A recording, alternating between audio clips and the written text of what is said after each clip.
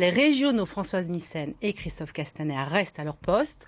Le porte-parole du gouvernement a accepté d'être suivi par Véronique Bouvier et Léo Santofanti dans les couloirs parisiens, hier juste avant l'annonce du nouveau gouvernement.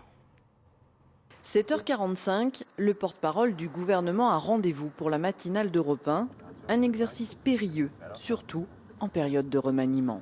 Il y a des moments où on accepte l'invitation et au moment où elle arrive, on se dit « oh pétard », parce qu'on est dans une période extrêmement difficile, le porte-parole est un peu dans la difficulté pour dire quelque chose. Je vais prendre l'exemple, j'ai tenu le discours d'un remaniement technique pendant tous les jours qui ont précédé le dit remaniement, tout en sachant qu'il serait certainement d'un peu plus d'ampleur. Mais il fallait dire remaniement technique pour éviter qu'il y ait un emballement, une spéculation médiatique. Il faut aussi se prêter aux sollicitations diverses. Dès le matin, des chasseurs d'autographes attendent le ministre.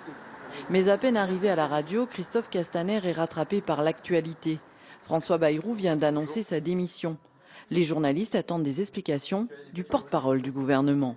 Moment de stress, Christophe Castaner entre en méditation avant de rejoindre les studios, sous les yeux d'un public attentif. Finalement, tout s'est bien passé. Voilà, on commence avec de l'info comme ça. C'est bien des porte-paroles des gens comme ça. C'est exactement ce qu'il faut. Là, je vais retourner me coucher, moi je le dis tout de suite. Mais dès le retour dans la voiture, il faut rendre des comptes. Le Premier ministre est en ligne. Ah, mais tu vois que je te suis utile. Retour à son ministère. Christophe Castaner, comme tous les nouveaux ministres, attend d'être confirmé ou pas dans son rôle de porte-parole. Un poste qu'il apprécie.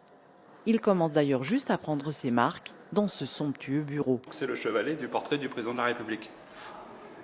Et ça, c'est à moi, c'est perso. Et comme le portrait du président de la République n'est pas encore tombé, je me permets cette petite fantaisie, ce petit clin d'œil-là. Mais transition ou pas, le travail continue, avec l'accueil d'une nouvelle députée. Choyée, car elle représente tout un symbole pour le mouvement En Marche. Brune Poisson, notre héros. Héros, je sais pas. Bah si, quand même, avoir reconquis la circonscription de Marion Maréchal Le Pen, ça c'est du talent. Une pépite repérée.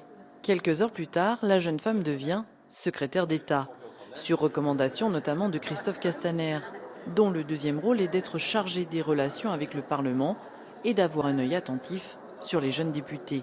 Oui, pour les accueillir. Certains, je les connais évidemment, je les ai accompagnés par la campagne. Beaucoup, j'ai été les soutenir pour qu'ils soient élus. Et donc, j'ai plaisir à les retrouver ici dans un costume un peu différent, celui du député, dans leur département. Et puis, des questions, des suggestions que je peux leur faire. Mais pas de conseils. Ils sont grands. S'ils ont été élus députés, c'est qu'ils ne sont pas là par hasard. L'occasion de déterminer lesquelles seront demain peut-être les forces du mouvement En Marche.